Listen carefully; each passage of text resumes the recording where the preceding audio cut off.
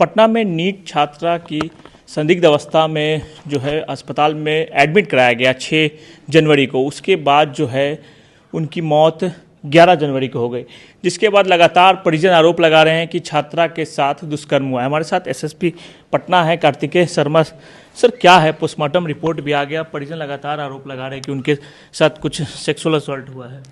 जो postmortem report आया है उस हिसाब से उसमें डॉक्टर का जो आया है उसमें दे रहे हैं कि जो सेक्सुअल वायलेंस है उसको रूल आउट नहीं किए हैं, उसमें दे रहे हैं कि इनके साथ कोई वायलेंस हुआ है। इसमें जो शुरुआती डॉक्टर का जो रिपोर्ट आया था और जहाँ पे इलाज चल रहा था वहाँ के रिपोर्ट और जो अभी पोस्टमार्टम का रिपोर्ट आया, दोनों में विरोधाभास पाया गया है। तो जो पहले का रिपोर्ट आया था उसमें डॉक्टर ने रूल आउट किया था और अभी चूँकि पोस्टमार्टम की रिपोर्ट में आया है तो हम लोग अभी जो लेटेस्ट रिपोर्ट आया है उसको सत्य मानते हुए चल रहे हैं। अभी इसमें जो चूँकि वहाँ पे जो हॉस्टल के जो लैंड ओनर थे वो सबूतों से छेड़छाड़ ना कर सकें, इसके लिए उनकी अरेस्टिंग की गई है। अभी उनको जुडिशियल रिमांड पे भेजा गया है।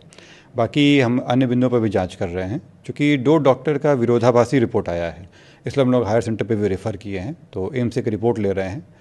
इसमें जो पोस्टमार्टम हुआ था वो वीडियोग्राफी के तहत हुआ था और जितने भी मेदांता के भी जो इलाज चला है और इसके अलावा जो इसके पहले के हॉस्पिटल में भी जो इलाज चला है उन सब का जो प्रिस्क्रिप्शन वगैरह है इन सब के साथ हम लोग मेदांता को रेफ़र किया, एम्स को रेफ़र किया। तो क्या आखिर अचानक इतनी हड़बड़ी क्यों हो गई? एएसपी अभिनव कुमार ने साफ तौर पे कह दिया है कुछ नहीं हुआ है, नींद की गोली मिली है, नींद की गोली खाने से मौत हुई है। देखिए, इसमें स्पष्ट है ये बात, इसमें कहीं भी असत्य नहीं हुआ है। उनके यूरिन रिपोर्ट में भी आया नींद की, उनकी जो मृत्यु हुई है वो नींद जो दवाई है उसी कारण हुई है।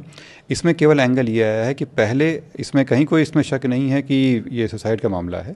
इसमें केवल अभी भी मान रहे हैं कि सुसाइड की है छात्रा। मैं आपको वही बता रहा हूँ इसमें कि जैसे आप स्पष्ट खुद भी देख सकते हैं ये चीज़ कि जो उनका सीसीटीवी फुटेज वगैरह भी है। इसमें जब महिला अपने घर गई हुई थी 26 तारीख को और 5 तारीख को लौटी थी, वहाँ से जो सीसीटीवी फुटेज वगैरह आया पूरे हॉस्टल तक का, वो सब कुछ कैमरा अवेलेबल है, वो सारे रिकॉर्डिंग में लिया गया है। इसमें जो इनिशियली जो गायनेकोलॉजिस्ट का रिपोर्ट आया था वो कैमरा में अपना बयान भी दी थी, उसमें उनके द्वारा बताया गया था कि किसी तरह की भी यौन उत्पीड़न नहीं हुआ है, तो उसी के आधार पर कार्य चल रहा था। इसमें जो अभी तक का रिपोर्ट आया है उसमें यह है कि उनके जो नींद की गोली जो है वो उनकी यूरिन में पाई गई है, उनका सर्च हिस्ट्री वगैरह भी पाया गया है उसमें। परंतु जो पोस्टमार्टम रिपोर्ट बता रहा है उसमें बता रहा है कि जो यौन हिंसा है उसको रूल आउट नहीं किया जा सकता है। तो हम लोग उसी को मानते हुए, चूँकि वो लेटेस्ट रिपोर्ट आया है तो उसको हम लोग सही मानते हुए फिलहाल उसी डायरेक्शन में काम कर रहे हैं। सीसीटीवी फुटेज की जांच की गई तो क्या हॉस्टल में पाया गया कौन लोग पहुंचे थे, उनके कमरे में कौन गए? क्योंकि हॉस्टल में तो कैमरे लगे होते हैं, तो कुछ तो सबूत मिला होगा पुलिस को। जो उनके जब वो 5 तारीख को स्टेशन से आई हैं और अपने कमरे में गई हैं और कमरे के बाहर भी कैमरा लगा हुआ है, कोई इस तरह का नहीं आया है कि कोई फोर्सफुल एंट्री हुआ हो वहाँ पे या कोई जबरदस्ती घुसा हुआ हो। जहाँ वहाँ पे गए हैं वहाँ पे जो फुटेज वगैरह में आ रहा है कि जो वहाँ की वार्डन है वो उनको खाने के लिए पूछने गई हैं, लड़कियों का जो नॉर्मल मूवमेंट है वो वहाँ पे है और बाद में जब ये घटना होती है तो फिर दरवाज़ा तोड़ के अंदर घुसने का मूवमेंट है। तो आखिर सेक्सुअल असॉल्ट हुआ कहाँ, पटना में हुआ या कहीं और? देखिए, जो हमारे पास रिकॉर्ड अवेलेबल है उसके हिसाब से ये 26 तारीख को अपने घर गई थी जहानाबाद में, 5 तारीख को लौटी हैं, 5 तारीख को स्टेशन से पहुंची हैं, वहाँ से सीसीटीवी फुटेज लगातार हम लोगों के पास मौजूद है। वहाँ स्टेशन से लेकर इनके कमरे तक जाने तक का और कमरे के बाहर तक की पूरी घटना कैमरा के अंदर में है। इसमें कहीं भी इस तरह की कोई घटना नहीं देखी है। यानी आप मान रहे हैं कि पटना में ऐसी कोई घटना नहीं घटी? मैंने कहा कि जो अभी तक अवेलेबल रिकॉर्ड है उसके हिसाब से यहाँ नहीं दिख रहा है। बाकी हम लोग चूँकि ये घटना आया है इसका दायरा हम लोग बढ़ाते हुए अभी कई और जगहों से हम लोग सा रिपोर्ट लेंगे उसमें, और जो हम लोग का फॉरेंसिक का रिपोर्ट है वो भी आना भी बाकी है, उसके बेसिस से फिर आगे कार्रवाई होगी। जहानाबाद भी आपकी टीम गई होगी? जहानाबाद भी टीम गई हुई है, वहाँ भी जांच चल रहा है। क्या अब तक क्या लगा, किन से बात होता था? फोन रिकॉर्ड, फोन डिटेल्स भी तो आपके पास आए होंगे? इसमें काफ़ी डिटेल्स आए हैं, कुछ बताए होंगे, लेकिन इस तरह कोई स्पेसिफिक नाम किसी का नहीं आया है अभी फ़िलहाल, और हम लोग अभी वेट कर रहे हैं कि जो फॉरेंसिक रिपोर्ट आता है और जो एम्स से रिपोर्ट आएगा उस पर सिर्फ काम करेंगे।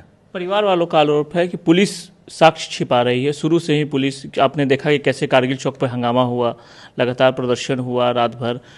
परिवार का कहना है कि पुलिस जानबूझकर इस मामले को दबाना चाह रही, ये सबूत छिपा रही है पुलिस। आखिर कहाँ तक सच है? क्योंकि हॉस्टल में हमला भी हुआ है, वहाँ पे देखा गया कि कई लोग वहाँ हॉस्टल पहुँचते हैं, तोड़फोड़ करते हैं, आग लगाते हैं। अगर उनको सबूत के जो देखने हैं, जैसे कैमरा व रिकॉर्डिंग अगर देखना चाहते हैं तो हम परिवार को कैमरा रिकॉर्डिंग दिखा सकते हैं। क्योंकि ये मामला निजता से संबंधित है तो इसलिए हम जनरल पब्लिक में इशू नहीं कर सकते हैं, लेकिन परिवार चाहें तो उनको हम सारे कैमरा रिकॉर्डिंग दिखा सकते हैं। जो डॉक्टर की रिपोर्ट अवेलेबल है, जो उनका फ़ोन जो रिकॉर्डिंग्स वगैरह जो आए हैं वो हम परिवार के साथ शेयर करने को तैयार हैं। वो स्वयं भी देख लें इस चीज़ को, और जो हमारे पास अवेलेबल इन्फॉर्मेशन होता है उस बेसिस पे हम लोग काम करते हैं। तो जो डॉक्टर का रिपोर्ट है हम उसी को मानेंगे, और अगर चाहें तो हम सारे रिकॉर्ड्स उनको दिखा सकते हैं। सार्वजनिक नहीं किया सकता है क्योंकि ये 18 साल से कम की उम्र का मामला है, इसलिए जो परिवार वाले हैं उनके साथ हम लोग शेयर करने को तैयार हैं। अब एम्स में कितने दिनों में जांच रिपोर्ट आ जाएगी, क्या आप लोग? ये तो मैं बता नहीं सकता हूँ कि एम्स में कब रिपोर्ट देंगे, वो अपने हिसाब से देंगे। यानी मान के चला जाए छात्रा के साथ दुष्कर्म हुआ है? नहीं, हम कहें कि अभी जो अवेलेबल रिपोर्ट है वो आपको हम बता दिए। इसमें जो दोनों का डॉक्टर का रिपोर्ट आया है वो अवेलेबल है आपके पास। अभी हम लोग पोस्टमार्टम रिपोर्ट को ही मान के चल रहे हैं। अगर हायर सेंटर से कुछ और आता है तो फिर आपको अवगत कराया जाएगा।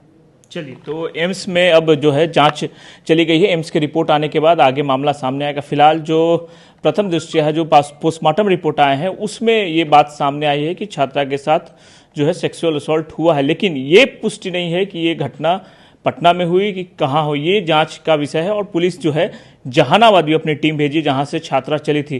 पुलिस का साफ तौर पे ये कहना है, एसएसपी साफ तौर पर बता रहे हैं कि सीसीटीवी फुटेज की जांच की गई। पूरे सीसीटीवी में कहीं भी हॉस्टल में कुछ इनको ऐसा सबूत नहीं मिला जहां हॉस्टल में इस तरह की घटना फिलहाल हुई है।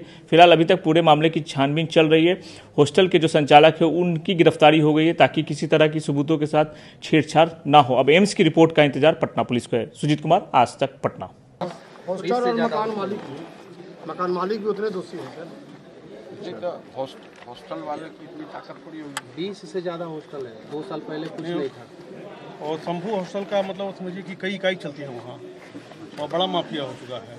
कैसे उसके पास अगाध है। भाई जी को भी ऑफर कर रहा था। हॉस्पिटल में उसकी मालकिन आई, हमको कहा कि भाई आपको जी को जितना अभी पैसा ऑफर चाहिए कर आपको पैसा पैसा दे देते हैं, आप केस को मैनेज कर लीजिए। मैंने कहा कि नहीं, हमें पैसे की आवश्यकता नहीं है, मुझे कोई लोड नहीं है। पूरा प्रयास किया गया, हमें भी पैसा देने का धमकी भी दिया गया, लेकिन हम खड़े हैं न्याय के लिए। न्याय के लिए हम खड़े हैं। भैया एमसीएच की रिपोर्ट लेने के लिए थाना मुझे बुलाया था 8 बजे बुलाया था। उसके बाद थाना प्रभारी की तरफ से होता है कि आप 10 साल तक वेट कीजिए, 10 सालों के बाद के पता चलेगा आप लोग को। 10 साल के बाद पता चलेगा। अब जैसे आप खुद पत्रकार हैं, आपकी माँ जिला पार्षद है, तो आपको कोई एकदम ऐसा तो है नहीं कि आप समाज में आपको कोई पूछने वाला नहीं है। तभी तो इतना मतलब मामला बढ़ सका है। आप लोग आ सके, आप लोग के संज्ञान में बातें पहुँची, तो यही वजह है कि हम लोग थोड़ा एक्टिव हुए।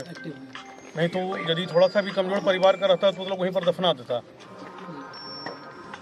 देखिए, वहाँ पर यह हुआ है कि जो हॉस्टल संचालिका है उसका बेटी या दामाद कोई प्रभात मेमोरियल हॉस्पिटल में डॉक्टर है, और अपने पदस्थापन का वहाँ पदस्थापन का फायदा उठाकर वहाँ के डॉक्टर से गलत केस हिस्ट्री बनवाकर और सुसाइड डिक्लेयर करवाना चाहा, और प्लांट कर दिया रूम में नींद की गोली 90 को।